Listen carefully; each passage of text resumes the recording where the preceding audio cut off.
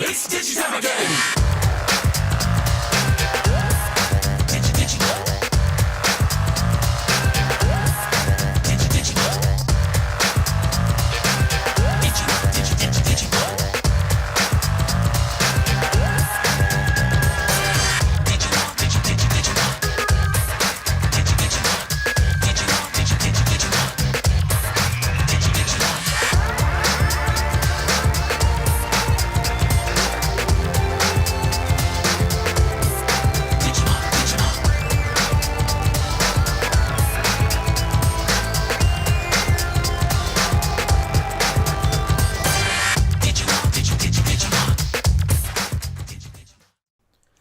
Hello viewers, Sniper Wolf 1001 here with another figure unboxing and review.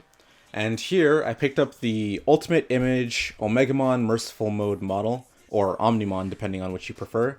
And yeah, quickly taking a look at the box, I'm really liking the artwork they have of Omegamon here. Looks pretty clean, the whole white and blue aesthetic that they have with Digimon Tri. Again, right up here, Digimon Tri. Taking a look to the back here. Of course, they have the image of the model there. Again, some more artwork focusing on the Guru launcher and the gray sword, and more of the wings on the back there, which is pretty cool. Definitely liking the box, pretty aesthetic. But here, I'm just gonna jump right into this thing and get it out of here and see what it looks like.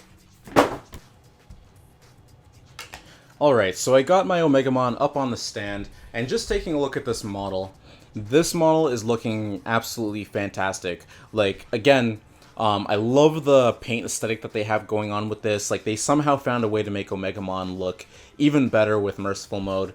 Love the blues and whites, and then with the addition of the wings here, like, this is a very welcome addition to this figure.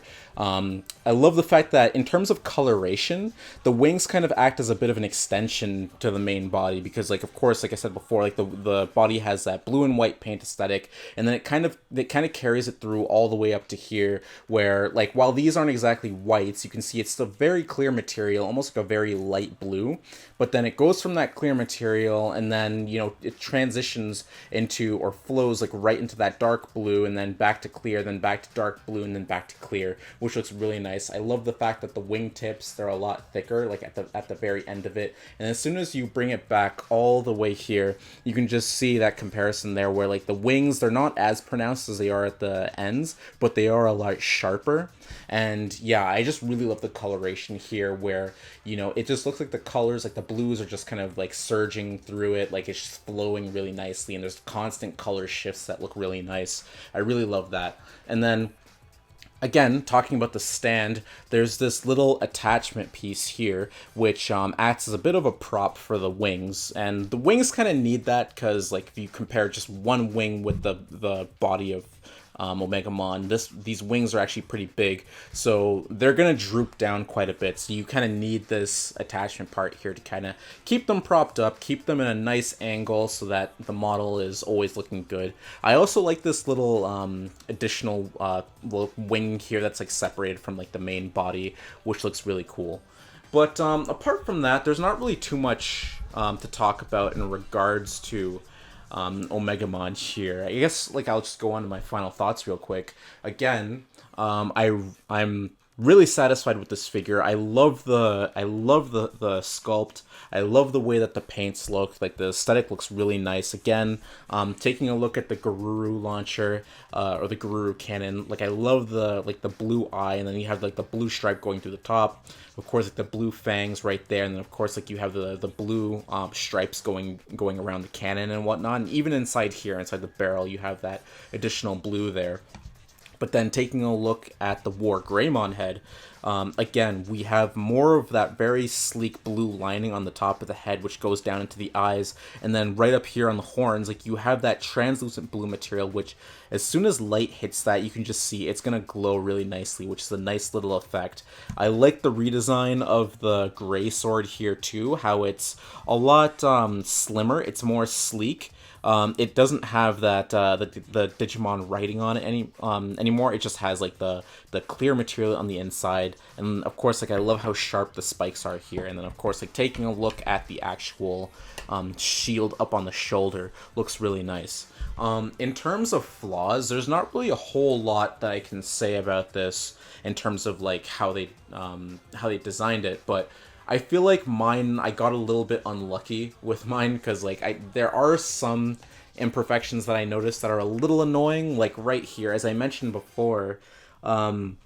Right here on the bottom of the gray sword, you can just see that there's some paint bleed off here. Well, actually, it's not even bleed off, because it's just white paint. There's no white here, so there's no reason why there should be white paint there. So that's a bit of a problem right there that I'm not a big fan of on mine. And then another issue that I have with the paints is on the chest here, because you can just see that there's a bit of paint imperfection right here on the left side of the chest, because like you can see that there's a bit of paint bleed off, some whites going into the blues, and then even on the main white section right here, there's a bit of blue going off onto it as well too. And then yeah, if you just compare it to the right side of the chest, like I have no problems with this side. Like everything seems to be pretty clean, but here it's just a little sloppy. Like the paints are a little messy here, which that's another thing that I don't really like. Another issue that I have is that I think my like when you take a look at these horns here, I think mine got jacked up a little bit in transit, because like this front horn, you can see that it keeps bending toward the right, so I'm gonna have to deal with that a little later. But that's a little annoying. Like that's one issue that I had with mine. But you know, apart from that, again, it's a very, very solid figure. Like I don't regret getting it. Like the redesign looks great. And for this being my second Digimon model, I'm pretty happy with it. It's a very welcome addition. And yeah, honestly, a very solid figure. But that's pretty much going to bring this review to a close. And, you know, I hope you guys enjoyed it. I hope you guys found it informative. And like always, there's going to be more unboxings, more reviews in the future. So I hope you guys stay tuned and look forward to that. So with all that said, I'll see you guys later, and hope you guys have a nice day or nice night, depending on where you are.